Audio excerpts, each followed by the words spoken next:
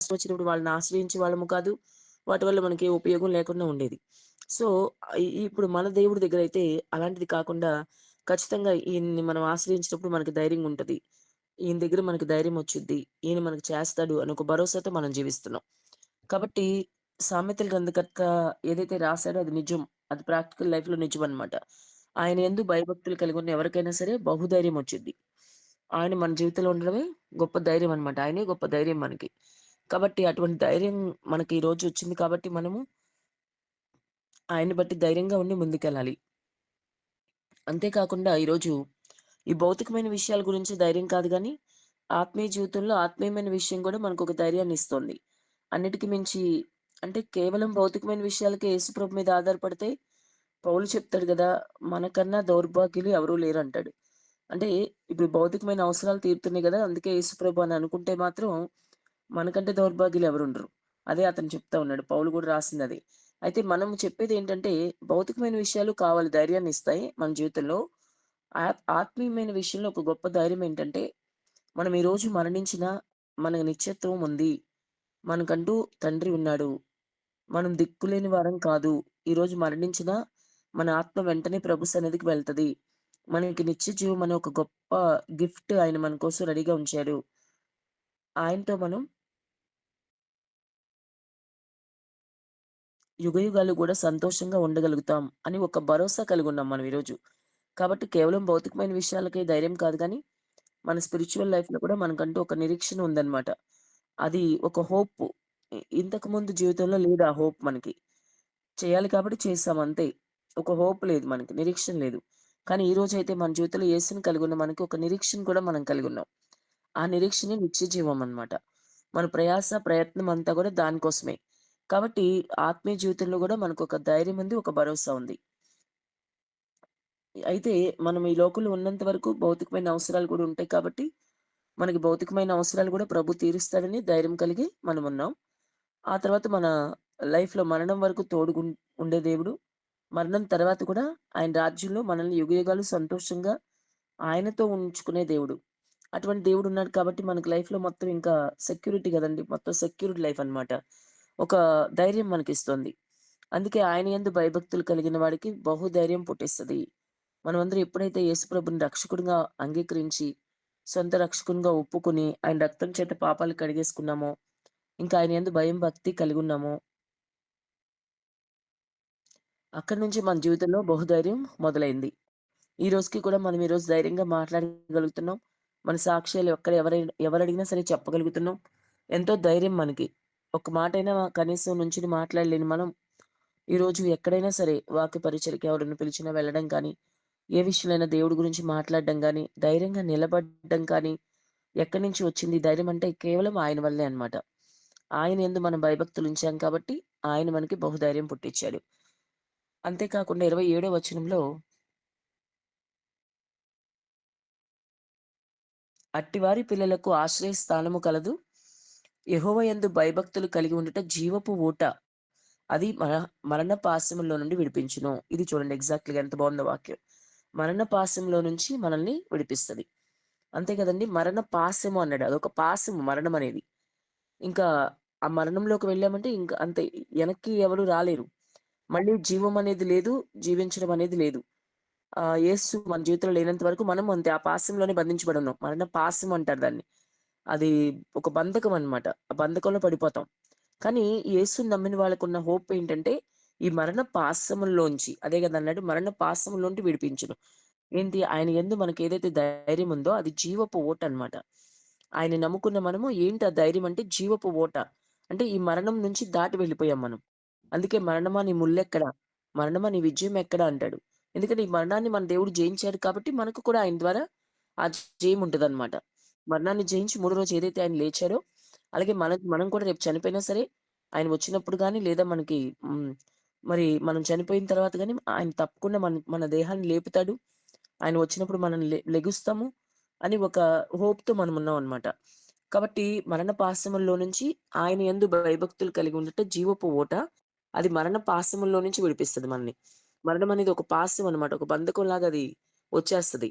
కానీ ఆ మరణ పాశంలోంచి మనల్ని విడిపించగలిగింది కేవలం యేసు మాత్రమే. సో, ఆ మరణ పాశంలోంచి మనల్ని విడిపించాడు. ఆయన మరణాన్ని జయించి గెలిచాడు. మరణాన్ని జయించాడు. మృత్యుంజయుడు. అలాగే మనందరం కూడా. ఎవరైతే యేసుని నమ్మారో వాళ్ళు కూడా మృత్యుంజయులు. ఈ మొదటి మరణం అందరిలాగా ఎళ్ళిపోతాం గానీ, రెండవ మరణం ఉంటది రెండవ మరణం ఆయన అగ్నిగుండం నుంచి తప్పిస్తాడాయన. ఆ అగ్నిగుండం నుంచి తప్పించి, ఖచ్చితంగా ఈ మరణ పాశంలో నుంచి మనకు విడుదలిచ్చి, జీవపు ఊట, జీవపు ఊట ఆయనే గదా! ఇంకెవరు లేరు. జీవనది, జీవపు ఊట, జీవజలం అన్నీ ఆయనే. సో, ఆయన రాజ్యంలో మనకి స్థానం ఇస్తాడనమాట. కానీ చూడండి ఎంత బావుందో ఇదంతా గూడా. ఆయన యందు భయభక్తులు కలిగితే చాలు. ఇంకేం కోరుకోవట్లేదాయన. భయముండాలి, భక్తుండాలి. అమ్మో! ఇది దేవునికి వ్యతిరేకము. ఇది మనం చేయకూడదని ఒక భయం. అలాగే భక్తి జీవితం. మనం కంపల్సరీగా ప్రేమించాలాయన్ని. అది భక్తంటే. ఈ 2 మనం కలిగుంటే చాలు. అదే మనకి ధైర్యమిస్తది. ఆ ధైర్యం మనల్నేం చేస్తదంటే మరణ పాశంలోంచి కూడా విడిపిస్తదనమాట. మరణం అనేది ఒక పాశం అండి. నిజమే కదా! ఒకసారి యేసు మన జీవితంలోకి రాకముందు మనం ఆలోచించేవాళ్ళం. ఈ మరణం ఏంటి? ఇదేంటి? అంటే బాగా ఆత్మీయులైన వాళ్ళు మనకి, బాగా దగ్గరగా ఉన్నవాళ్ళు చనిపోయారనుకోండి. ఆ టైంలో మనం ఆలోచించేవాళ్ళం. ఏంటి మరణం ఇలా వస్తుందేంటి? మనోళ్ళు మనకు దూరమైపోవడం ఏంటి? అసలు చనిపోవడం ఏంటి? తర్వాత జీవితం ఏంటని ఒక ఆలోచననమాట. ఆహ్, మా మా మా జీవితంలో గూడా మా నాయనమ్మ గారు చనిపోయారు. నాన్నగారు, అమ్మగారు మాతో పాటు ఉండేవాళ్ళావిడ. నేను అప్పటికే బీకామ్ సెకండ్ ఇయర్ చదువుతున్నప్పుడు చనిపోయారావిడ. అప్పుడు చాలా ఆమెతో అటాచ్‌మెంట్ మాకు చిన్నప్పటి నుంచి. ఆ చనిపోయినప్పుడు కోలుకోలేకపోయాను నేను. అప్పటికి యేసుప్రభు గురించి ఏం తెలీదు నాకు. ఇలా ఆయన ఒక గొప్ప దేవుడని, రక్షణని ఇవన్నీ ఏం తెలీదు. జస్ట్ ఇష్టం అంతే గాని. సో, ఇవన్నీ తెలియనప్పుడు నేను అలాగే ఆలోచించా. చానాళ్ళు కుంగిపోయాను. ఈమె చనిపోయినప్పుడు ఏంటి ఇలాగ ఎళ్ళిపోయారు. మరణం ఏంటి? మనోళ్ళని అయిన వాళ్ళు మనకు దూరమైపోవటం ఏంటి? మరణం ఎక్కడిది? తర్వాత ఏం జరుగుతది? అసలు చాలా ఎన్నో రకాల ప్రశ్నలుండేయన్నమాట. చాలా ఇబ్బందికరమైన పరిస్థితులు నేను ఎదుర్కొన్నాను నా లైఫ్‌లో. ఫస్ట్ టైమ్ ఆమె దగ్గరగా నా ఫ్యామిలీలో చనిపోయినప్పుడన్నమాట. సో, చాలా బాధపడ్డాను. దుఃఖము అసలు ఏం తెలిసేది కాదు. ఎవరు ఏం చెప్పరు కదా! మనకి అన్నీ గూడా. అక్కడ చెప్పాను కదా! మనం అవతల చేసే పూజల్లో ఏముండదు. అసల భక్తి లేదు, ఒక ఇది లేదు. చెప్పేవాళ్ళు ఎవరు లేరు. తర్వాత ఏం జరుగుద్దనే చెప్పేవాళ్ళు లేరు. ఏం లేదు. ఒక హోప్ లేదక్కడ. అందుకని యేసు ప్రభులోకొచ్చాక ఆ తర్వాత నిదానంగా ఆయన తెలుసుకున్న తర్వాత ఓహ్! మరణం అంటే ఇదా? తర్వాత ఇలా లైఫ్ ఉంటదా? అని చెప్పి ఒక నిరీక్షణ మనలో. ఆ తర్వాత ఆ నిరీక్షణ ఏంటో నాకు తెలిసింది. యేసు ప్రభుని తెలుసుకున్నాక తెలిసింది. అంతకుముందు ఎన్నో ప్రశ్నలుండేయి నాకు. ఈ మరణం ఏంటి? సొంత వాళ్ళు దూరమైపోవడం ఏంటి? కొన్నాళ్ళు ఉండడం ఏంటి? తర్వాత లేకపోవడం ఏంటి మనుషులు? ఏమవుతుంది? వీళ్ళెందుకు పడిపోతున్నారు? రకరకాల ప్రశ్నలుండేయి నాకు. చాలా ఆందోళనగా గూడా అనిపిచ్చేది. ఎందుకంటే మనకు మనకు కావాల్సిన వాళ్ళు అలా వెళ్ళిపోయినప్పుడు బాధేస్తది గదా! ఏంటసలు దాని గురించి ఆలోచిస్తే భయమేసేది. అట్లాంటి పరిస్థితులు ఎదుర్కొనేవాళ్ళం. కానీ ఒక్కసారి ఆయన మన జీవితంలోకొచ్చాక ఎన్నో విషయాలు నేర్పించాడాయన. ఎన్నో విషయాలు చెప్పాడాయన. అది జీవపు ఊట. అందుకే ఆయన మన జీవితంలోనే జీవపు ఊట. అందుకే ఇక్కడన్నాడు యెహోవా యందు భయభక్తులు కలిగుంటే జీవపు ఊట. నిజంగా ఆ జీవం అన్నమాట. మన జీవితంలో జీవమొచ్చింది. ఆ నిరీక్షణ కలిగున్నాం మనం ఈరోజు. ఆ మరణం గురించి కూడా ఎక్స్‌ప్లెయిన్ చేశారు దేవుడు. ఇలా ఉంటది.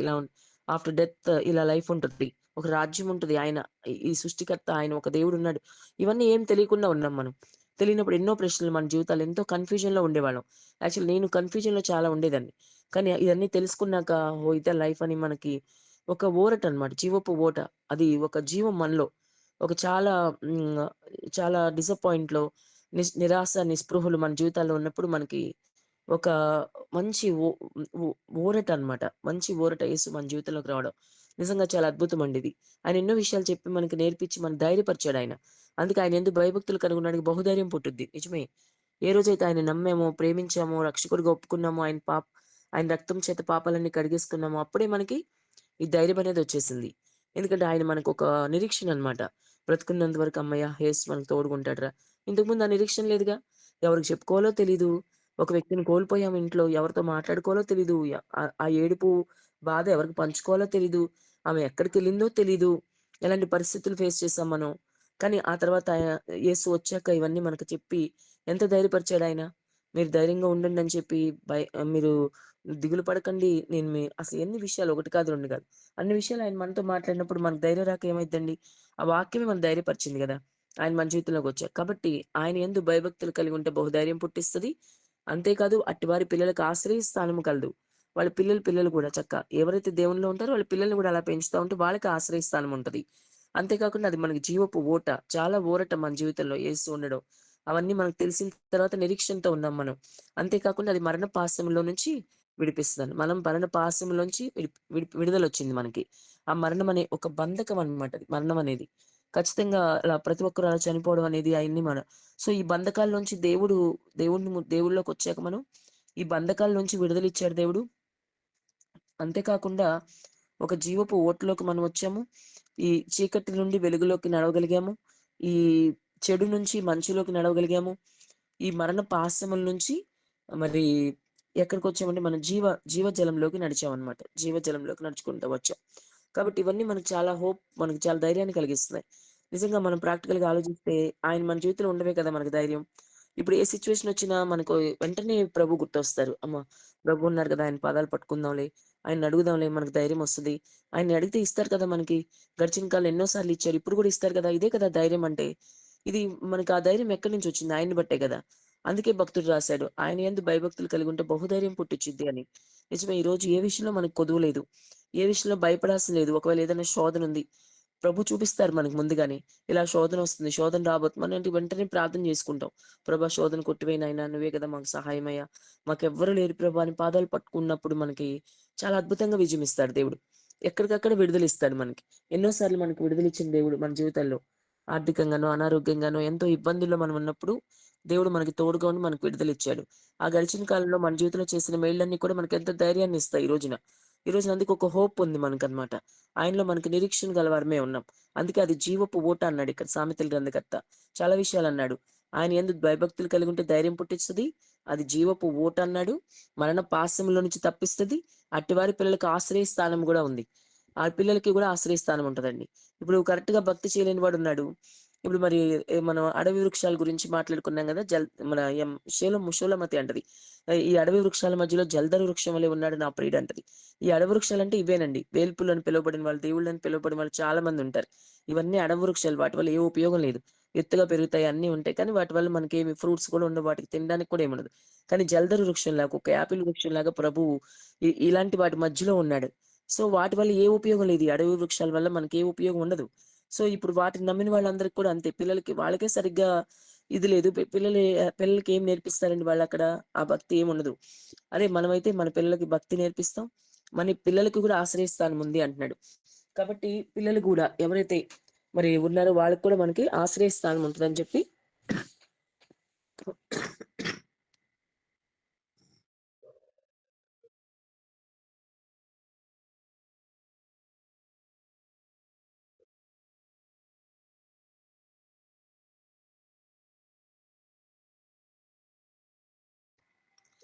వాళ్ళ పిల్లలకి కూడా ఆశ్రయస్థానం ఉంటదని చెప్పి వాక్యం చెప్తా ఉంది. కాబట్టి దేవుని యందు భయభక్తులు కలిగిన వాళ్ళకి పిల్లలు కూడా మంచి స్థాయి ఉంటది. మంచి స్థానం ఉంటదని వాక్యం చెప్తుంది కాబట్టి, ఆ విధంగా మనం దేవుని యందు భయభక్తులు కలిగి ముందుకెళ్తే ప్రభు మనకు సహాయం జేస్తారు. ఇంక అంతే కాకుండా ఆయన యందు భయభక్తులు కలిగిన భక్తుల్ని మనం గమనిస్తే యేసేపుని మనం గమనించొచ్చు. యేసేపుని గమనిస్తే యేసేపు ముందుకి పాపం చేసే ఒక పరిస్థితొచ్చిందని గూడా మనకు తెలుసు. కానీ తను దేవుని యందు భయం కలిగి ఉన్నాడు. అంతే కాకుండా తను భక్తి కూడా చేసే వ్యక్తి. సో, ఆయన యందు భయభక్తులు కలిగి ఉన్నాడు కాబట్టి, ఆ పాపం నుంచి యేసేపు దూరంగా పారిపోవడం మనం గమనిస్తాం. అంటే దేవుని యందు భయభక్తులు కలిగిన వ్యక్తి పాపము గూడా చేయలేడనమాట. పాపానికి దూరంగా పారిపోతాడు. అందుకే బహుధైర్యం అన్నాడు. పాపం లేని వాడికే జీవితంలో ధైర్యం ఉంటదండి. ఎవరైనా ఒక వ్యక్తి పాపంలో ఉంటే వాడికి ధైర్యం ఉండదు. వాడు దేవుడి దగ్గరికి కూడా ధైర్యంగా వెళ్ళలేడు. ఫ్రీగా ప్రేయర్ కూడా చేసుకోలేడు.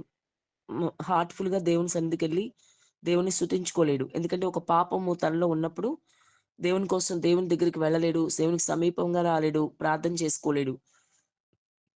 కానీ యేసేపు పాపం నుంచి పారిపోయాడు. అంటే తనకి దేవుని యందు భయభక్తులు కలిగున్నాడు కాబట్టి పాపం నుంచి పారిపోగలిగాడు. కాబట్టి మనం కూడా ఈరోజు దేవుని యందు భయభక్తులు కలిగి ఉండడం వలన మనకొచ్చే మొదటిగా అడ్వాంటేజ్ ఏంటి అంటే పాపము నుండి విడుదలొస్తది మనకి. ఖచ్చితంగా ఒక వ్యక్తి భయము, భక్తి కలిగున్నవాడండి పాపం చేయలేడు. ఎందుకంటే ఆ వాక్యం ఉంటది గదా! ఏదైతే దేవుని వాక్యం మనం చదువుతూ ఉంటామో అందుకే ప్రతిరోజు మరి సతీష్ అడుగుతాడు గదా! బైబిల్ ఎంతమంది చదివారు? ఎన్ని వాక్యాలు ఎన్ని ఎన్ని వ అంటే అధ్యాయాలు ధ్యానించారు అని. మరి అది ఎందుకంటే ఆ ప్రేయర్ చేసుకున్నారా అని గూడా అడుగుతా ఉంటాడు. అవి చాలా ఇంపార్టెంట్ మన లైఫ్‌లో. ఈ వాక్యం చదువుతున్నప్పుడు ఖచ్చితంగా ప్రతిరోజు చదువుతా ఉన్నప్పుడు వాక్యం మనలో ఫలింపిస్తది. అందులో ఏ సందేహం లేదు. ఒకసారి చదవచ్చు మనం పెద్ద పట్టించుకోపోవచ్చు. కానీ అదే వాక్యాన్ని మళ్ళీ మళ్ళీ చదువుతా ఉన్నప్పుడు అందుకే కొత్త నిబంధన మనం చాలా సార్లు చదవాలి. ఎక్కువ సార్లు. ఎక్కువ సార్లు కొత్త నిబంధన చదువుతా ఉంటే రెగ్యులర్‌గా అది చాలా తక్కువ పీరియడ్‌లో గూడా చదివేయొచ్చు మనం. నిదానంగా చదువుతున్నా గూడా అది మన త్వరగా ఎళ్ళిపోతది. అన్ని సార్లు నంబర్ ఆఫ్ టైమ్స్ చదువుతున్నప్పుడు ఆ వాక్యాలు మనలో ఫలింపొస్తాయి. ఆ వాక్యం మనలో ఉంటది. కాబట్టి ఈ వాక్యం మనలో హెచ్చరిస్తా ఉంటది. మనం పాపం జోలికి వెళ్తున్నప్పుడు, పాపం చేయాలని మన ఆలోచన కలిగున్నప్పుడు, లేదా దాని కోసం మనం ప్రేరేప్పుడు అప్పుడు ఈ వాక్యం మనలో ఫలిస్తదనమాట. అందుకే నంబర్ ఆఫ్ టైమ్స్ వాక్యం చదువుతున్నప్పుడు, ఈ వాక్యం మనలో గుర్తు చేస్తా ఉంటది. మనలో ఉన్న పరిశుద్ధాత్ముడు ఈ వాక్యాన్ని గుర్తు చేసి, ఇది చేయకూడదు నువ్వు, ఇట్లా వెళ్ళకూడదు, ఈ పాపంలో పడిపోకూడదు, ఇది దేవుని వాక్యానికి వ్యతిరేకం కదా! అని మాటలు మనకి గుర్తుకు తెస్తాయన్నమాట. కాబట్టి ఆ వాక్యం మన జీవితంలో ఫలింపిస్తది. వాక్యం చాలా ఇంపార్టెంట్ ప్రతి క్రైస్తవుడి జీవితంలో గూడా. కాబట్టి ఈరోజు మరి యెహోవా యందు భయభక్తులు కలిగి ఉండడం వల్ల పాపానికి దూరంగా పారిపోగలుగుతాం. లైక్ యోసేఫ్ లాగా. ఎలాగైతే పారిపోయాడో అలాగనమాట. మనం గూడా ఆ పాపం చేయలేం. పాపం చేయడానికి మనం వెళ్ళలేమనమాట. దుష్టుడు ఎంతో ప్రేరేపిస్తా ఉంటాడు.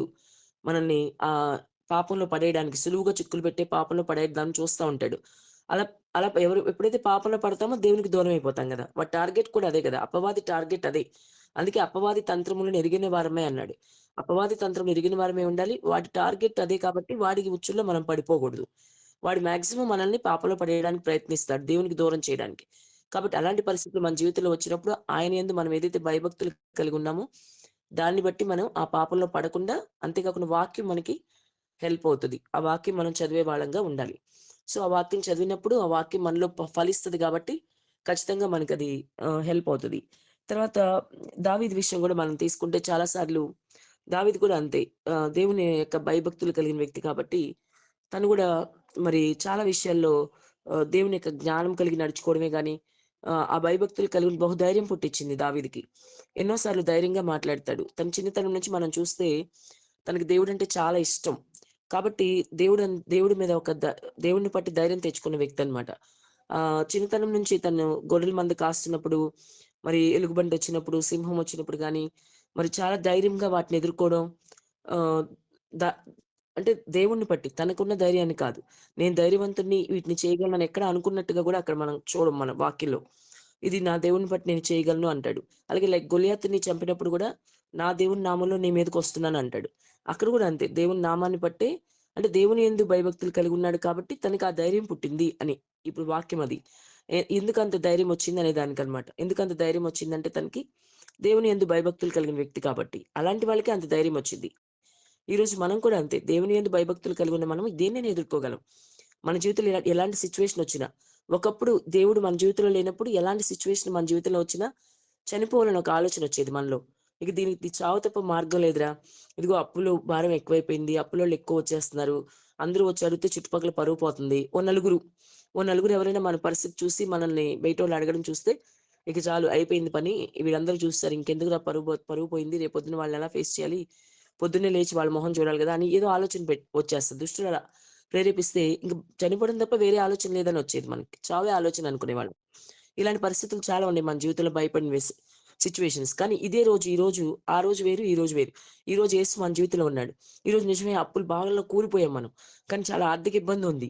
అలాగే అనారోగ్యం కూడా ఇబ్బంది పెడుతుంది. ఇలా ఏ సిట్యుయేషన్ వచ్చినా బంధువుల్లో, స్నేహితుల్లో అందరిలో పరువు పోయింది మనకి. ఆ అప్పులోళ్ళొచ్చి ఇంటి మీద పడుతున్నారు, చుట్టుపక్కల ఆళ్ళు చూస్తున్నారు. ఏదైనా జరగని ఎంతో ధైర్యం మనకి. చూసుకున్నారు. ఏంటంట ఎందుకంటే ఈరోజు మనం చనిపోకూడదు. అలా మనం అధైర్యం లేదు మనలో. ఎందుకంటే మనకొక ధైర్యం ఈరోజు యేసు. ఆయన యందు భయభక్తులు కలిగి ఉన్నాం కాబట్టి ఈరోజు మనకు ధైర్యం ఉంది. ఆ పరువు పోయిందా? పోతే పోయింది. ఏంటంట ఆళ్ళేమనుకుంటారు 2 రోజులు చెప్పుకుంటారు. 3 రోజులు. ఆళ్ళ జీవితంలో వాళ్ళకి లేవా ఏంటి ప్రాబ్లమ్స్? చూసావా ఈ మాటలు మారిపోయినాయి మనయి. ఒకప్పుడు అమ్మో! పరువు పోయిందిరా ఇంకెందుకు అనవసరం వేస్ట్ చనిపోదాం. ఈ ఆలోచనలన్నీ అపవాది ప్రేరేపించేవాడు. ఎందుకంటే ఆ రోజు మన జీవితంలో యేసు లేడు గాబట్టి.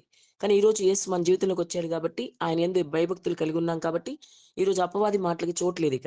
ఆ మాటలన్నీ పోయినియి. జరిగితే జరిగిందిలే ఏమైంది? ఏం జరిగినా నుంచుందాం దేవుడి కోసం. మనం బలవంతంగా చనిపోకూడదు. ఎందుకంటే దేవుని రాజ్యాన్ని కోల్పోతాం గదా! చూసారా ఎంత ధైర్యం వచ్చేసిందో మనలో. అనారోగ్యం వచ్చిందా? ఏం పర్లేదు అదే తగ్గిపోద్ది. దేవుడు మనకు సాయం జేస్తాడు. ఎందుకంటే ధైర్యం. ఆయన యందు భయభక్తులు కలిగి ఉన్న మనకి బహుధైర్యం వచ్చిద్ది. ఆ రోజుకి, ఈ రోజుకి తేడా అదే. ప్రతి విషయంలో గూడా మనం కంపేర్ చేసుకోండి. మనం ఆలోచించుకుంటే మన లైఫ్‌లో ప్రతి విషయంలో గూడా ఓ జాబ్ పోయిందా? ఈరోజు మన ధైర్యమే. దేవుడు ఇంకోటి ఇస్తాడు లేరా ఏం పర్లా మన దేవుడు మనతో ఉన్నాడు. ఆ రోజైతే జాబ్ పోగానే అమ్మో! ఇక అంతా అయిపోయిందిరా ఎలాగా? కుటుంబం ఎలాగా? పోషణ ఎలాగా? ఇక వద్దురా చనిపోదాం. ఇక అలా ఆలోచనలొచ్చాయి. కానీ ఈరోజు ఉద్యోగం పోయినా ధైర్యమే యేసున్నాడు గాబట్టి. ఆరోగ్యం పోయినా ధైర్యమే యేసున్నాడు గాబట్టి. మన జీవితంలో ఏది కోల్పోయినా ధైర్యమే యేసు ఉన్నాడు గాబట్టి. మనకున్న సమస్తము కోల్పోయినా యేసు మనతో ఉన్నాడు గదా! అది ధైర్యం అన్నమాట. మళ్ళీ చక్కబెట్టగలడు. పడిపోయిన జీవితాలను లేవనెత్తగలడు.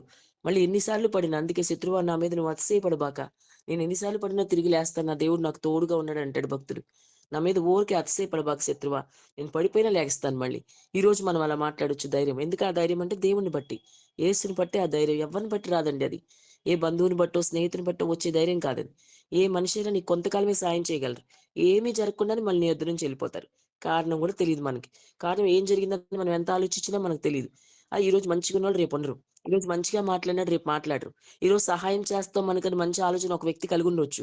కానీ రేపటి రోజు ఏమైద్దో మనకు తెలీదు. అది ఎవరి వల్ల ఇన్‌ఫ్లూయెన్స్ అయినా అవ్వుండొచ్చు. వాళ్ళ మనసే మార్చుకొని గూడా ఉండొచ్చు. లేదా అపవాది ఏదో గలిబిలి సృష్టించి మనకు ఆ సహాయం వాళ్ళ దగ్గర నుంచి అందించకపోవచ్చు. కాబట్టి ఏ మనిషిని మనం నమ్మడానికి లేదు. అది స్నేహితుడా, బంధువుడా, సొంత వాళ్ళైనా కావచ్చు. కానీ దేవుడిని మాత్రం ఎప్పుడైనా నమ్మొచ్చు మనం. 100% నమ్మదగినవాడాయన. ఈరోజు ఆయన్ని బట్టే ఇంత ధైర్యం. ఈరోజు నేనిలా మాట్లాడుతున్నానంటే గూడా యాక్చువల్లీ నేను ఈ విధంగా ఎంత కాన్ఫిడెంట్‌గా మాట్లాడుతున్నది కూడా నా జీవితంలో యేసు ఉన్నాడు కాబట్టి. అది నేను ధైర్యంగా చెప్పగలను.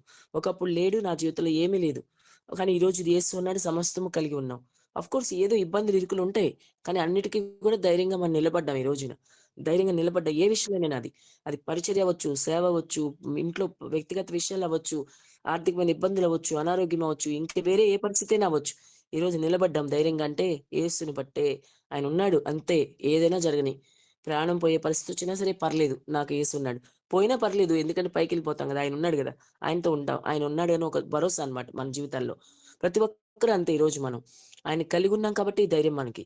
అందుకని ఆయన యందు భయభక్తులు కలిగి ఉండుట బహుధైర్యము పుట్టించును. నిజంగా ఎంత ధైర్యమో కదండీ అది. అందుకే యెషయా గ్రంథంలో గూడా చెప్తాడు 41 10 అధ్యాయం మనం చూసినప్పుడు గూడా, మరి నేను నీకు తోడుగా ఉన్నాను. నువ్వు భయపడకు. నువ్వు దిగులు పడకు. నేను నీ దేవుడినై ఉన్నాను. నీకు నేను సహాయం చేస్తానని మాట్లాడతాడండి. నిజంగా ఆ మాట ఎప్పుడు కూడా ఎవరు మర్చిపోలేని మాట. ఎన్ని సార్లు చదివినా మనం ఆ మాటని బట్టి మనం ధైర్యం తెచ్చుకోవచ్చు. యెషయా 41:10 చూస్తే మనం 41:10లో ఆ మాట ఎప్పుడు కూడా ధైర్యం ఇస్తదండి మనకి. అది నేను నీకు దేవుడినై ఉన్నాను. నువ్వు భయపడకు. నువ్వు దిగులు పడకు. నేను నీకు సహాయం జేస్తాను. ఆ మాట చాలు గదండీ! భయపడకు నీకు తోడై ఉన్నాను. దిగులు పడకు నేను నీ దేవుడినై ఉన్నానంటాడు. అంతే గదా! ఆయన మనకి తోడుగా ఉన్నాడు కాబట్టి భయపడాల్సిన అవసరం లేదు. ఎలాగంటే ఆహ్, యెహోషువతో అంటాడు గదా! యెహోషువతో ఏం చెప్తాడంటే, "నేను మోషేకి తోడై ఉన్నాను గదా! అలాగే నీకు కూడా తోడుగా ఉన్నానంటాడు." ఆ మాట ఎప్పుడు భలే ఉంటదండి. చాలా మంచి మాటది. యెహోషువ ధైర్యం తెచ్చుకోవడానికి దేవుడు ఎంత చక్కగా చెప్తున్నాడు కంపేర్ చేసి, "ఇదిగో నీకు ముందు మోషే ఉన్నాడా? నేను తోడుగా ఉన్నానా? నడిపిచ్చాడు గదా! మంచి లీడర్‌గా. అలాగే నీకు తోడుగా ఉంటా" అన్నాడు. కంపేర్ చేసి. ఎంత బావుందండి ఆ మాట. ఆ వ్యక్తితో కంపేర్ చేసి చెప్తూ నీకు తోడుగా ఉంటా అంటే ఎంత బావుందది. అందుకే గదా ధైర్యం తెచ్చుకున్నాడు యెహోషువ. నేను వెళ్ళనని మాట్లాడినాడు గూడా ధైర్యం తెచ్చుకొని నిలబడ్డాడు. తర్వాత తన ద్వారా ఎన్నో కార్యాలు జేశాడు. యెహోషువని నుంచోబెట్టి ఎన్నో కార్యాలు జేశాడు. ఎన్నో విజయాలు పొందుకున్నారు. చూసాం గదా మనమంతా గూడా. ఆయన ఎన్ని విషయాల్లో విజయం ఇచ్చాడో. అలాగే ఈరోజు మనకు కూడా ఇప్పుడు యెహోషువతో మాట్లాడినట్లే మనతో గూడా ఈరోజు నేను మోషేకి తోడుగా ఉన్నాను కదా! యెహోషువకి తోడుగా ఉన్నాను కదా! నీకు తోడుగా ఉంటానన్నాడనుకోండి మన పేరు పెట్టి. ఇదిగో గూగుల్ మీట్‌లో ఇంతమందున్నాం గదా! వాళ్ళ ఒక్కొక్కళ్ళ పేరు పెట్టి, ఇదిగో నీ పేరు చెప్పి, ఇదిగో నీకు మోషేకి తోడై ఉన్నట్టు నీకు తోడుగుంటాను. యెహోషువకి తోడై ఉన్నానుగా నీకు తోడుగుంటా అని చెప్తే ఎంత ధైర్యమొస్తదండి మనకి. ఆ మాటను బట్టి మనం ధైర్యం తెచ్చుకుంటాం. కాబట్టి ఆయన అందుకే చెప్తున్నాడు యెషయా 41లో అంటాడు గదా! నీకు తోడై ఉన్నాను. నువ్వు భయపడకు. అసలు ఆ మాట చాలు గదండీ! ఇంకా రెండో మాట అక్కర్లేదు. ఆయన ఒక్క మాట నీకు తోడై ఉన్నాను భయపడకంటే చాలు. అలాగే దిగులు పడకు. నేను నీ దేవుడినై ఉన్నాను. ఇది ఇంకా సూపర్‌గుంది మాట. నీ దేవుడినై ఉన్నాను నేను.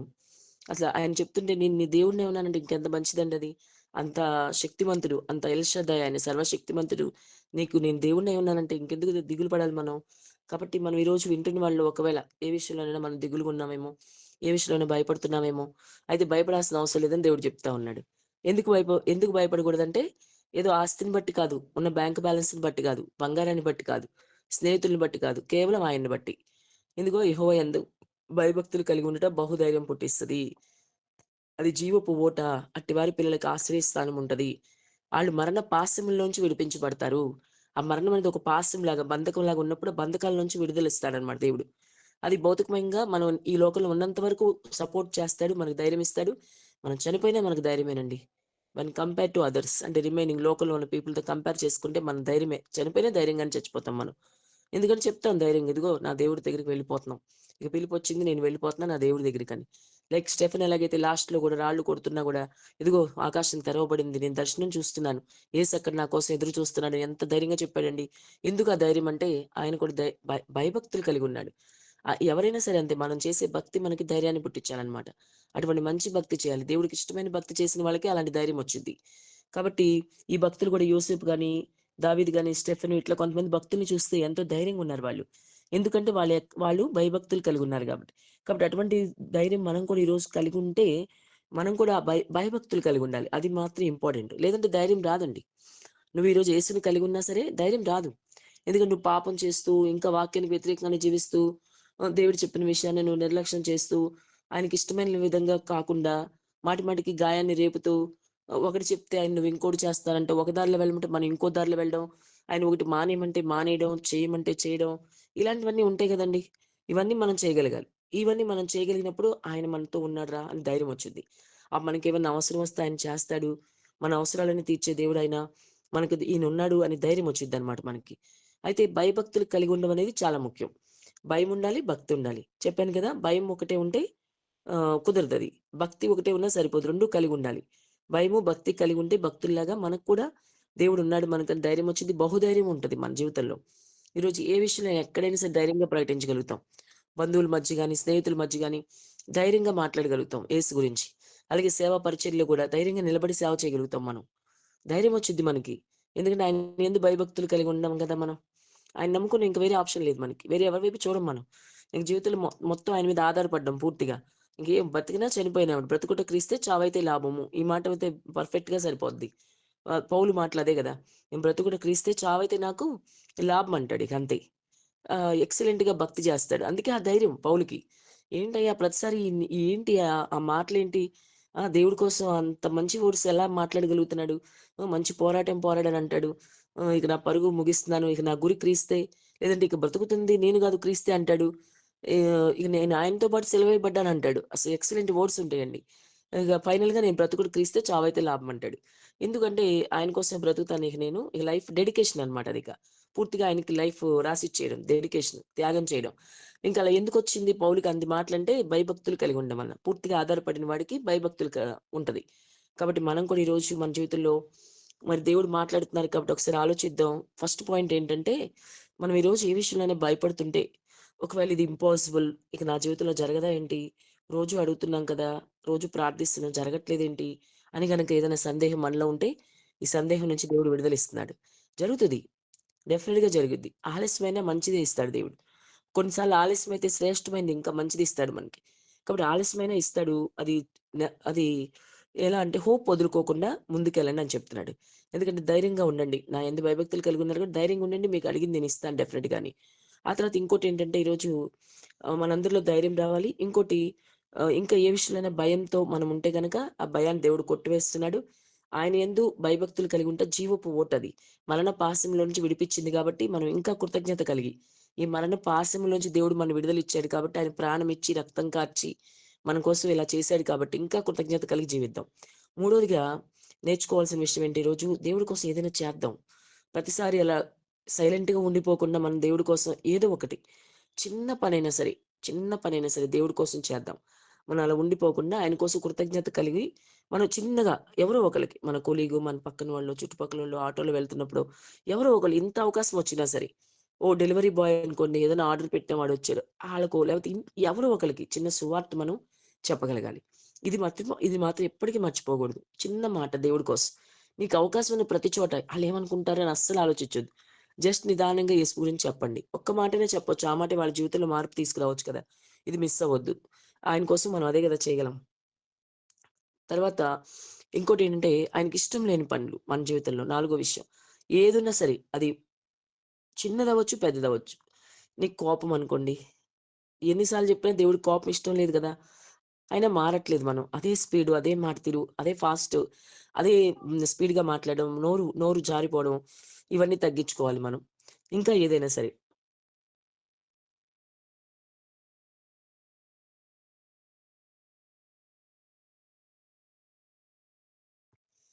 ఇంకా ఏదైనా సరే మన జీవితంలో ఆయనకిష్టం లేనిది జరుగుతుంటే అవన్నీ విడిచిపెడదాం. అప్పుడు దేవుడిని బట్టి మనకు ధైర్యం వచ్చిద్ది. ధైర్యంగా నిలబడగలుగుతాం. మంచిగా ప్రార్థన మంచిగా ప్రార్థన చేద్దాం. దేవుడు మనకు సహాయం జేస్తారు. అన్ని విషయాల్లో మనకు తోడుగా ఉంటాడు. కాబట్టి ఈరోజు దేవుని మాటలు పడి ధైర్యం తెచ్చుకుందాం మరొకసారి. యెషయా గ్రంథం 41:10 వచనం ప్రకారం మనం ఏమి కూడా భయపడాల్సిన అవసరం లేదు. దేవుడు చెప్తున్నాడు, "భయపడకు నీకు తోడుగా ఉన్నానని" చెప్తున్నాడు దేవుడు. లైఫ్ లాంగ్ తోడుగుండే దేవుడు, విడిచిపెట్టేవాడు కాదు. మరణించిన తర్వాత గూడా ఆయనతో యుగయుగాలు హ్యాపీగా ఉండొచ్చు. కాబట్టి దిగులు పడకు నేను నీ దేవుడినే ఉన్నానన్నాడు. కాబట్టి ఆయన స్వయంగా నేను దేవుడినే ఉన్నానని చెప్పినప్పుడు ఇంక మనం బాధపడాల్సిన అవసరం లేదు. కాబట్టి మనకు సహాయం చేయవాడు ఆయనే కాబట్టి ఆయన వైపు చూస్తూ ఆయన మీద ఆధారపడుతూ ముందుకెళ్దాం. ప్రభు మనకు తప్పకుండా సహాయం జేస్తారు. మరి ఆయన యందు మనం భయభక్తులు కలిగుండి బహుధైర్యంగా ఉందాం. ఆయన మరి జీవపు ఊట కాబట్టి, మరి అటువంటి జీవపు ఊటని మనం కలిగున్నాం కాబట్టి, ఇంకా ఈ మన జీవితంలో ఉన్న ఈ ధైర్యాన్ని ఇతరులకు కూడా ప్రకటిద్దాం. అది మాత్రం మర్చిపోకూడదు. ప్రతి క్రైస్తవుడు చేయాల్సిన బాధ్యత అది. It's responsibility. అయ్యో! నేను సువార్త చేయని యెడల నాకు శ్రమ అంటున్నాడు పౌలు. నేను సువార్త ప్రకటించని యెడల నాకు శ్రమ. ఆ మాట మర్చిపోకండి. సువార్త ప్రకటించాలి. ఆయన మనల్ని మనం చాలా మేలు పొందుకున్నాం. ఆయనే మన ధైర్యం కదా! ఆ ధైర్యాన్ని ఇతరులకు కూడా ఎవరైతే భయపడుతున్నారో కొద్దిగా మన కొలీగ్స్, బంధువులు ఎవరో ఉంటారు. దేవుడు తెలియకపోవచ్చు, ఇష్టం లేకపోవచ్చు వాళ్ళకి దేవుడంటే. అయినప్పటికీ వాళ్ళకున్న సిట్యుయేషన్‌లో భయపడుతున్నప్పుడు మనం ధైర్యం చెప్పొచ్చు యేసుని. యేసుని పరిచయం చేయొచ్చు ఆ టైంలో మనం వాళ్ళకి. ఇదిగో మీ జీవితంలో మా జీవితంలో ఇలా చేశారు దేవుడు. మీ జీవితంలో కూడా చేస్తారండి. ఒక్కసారి యేసుని నమ్మండి. ఒక్కసారి చర్చికి రండి అని మనం వాళ్ళకి ఇన్వైట్ చేయగలగాలి. ఆ మాట ఎప్పుడు మర్చిపోకూడదు మనం. కాబట్టి ఏదైతే ధైర్యం మనకేసో, ఆ ధైర్యాన్ని ఇతరులకు కూడా ప్రకటిద్దాం. ఆ నోరు తెరిచి ఒక్కసారి దేవుడి గురించి ప్రకటించగలుగుదాం. ఇది మనం ఖచ్చితంగా మన జీవితంలో చేద్దాం.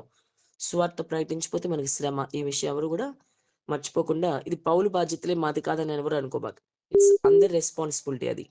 మీరు సర్వలోకానికి వెళ్ళండి, సర్వ సృష్టికి సువార్త ప్రకటించండి అని దేవుడు మాట చెప్తున్నది. వాక్యం అది.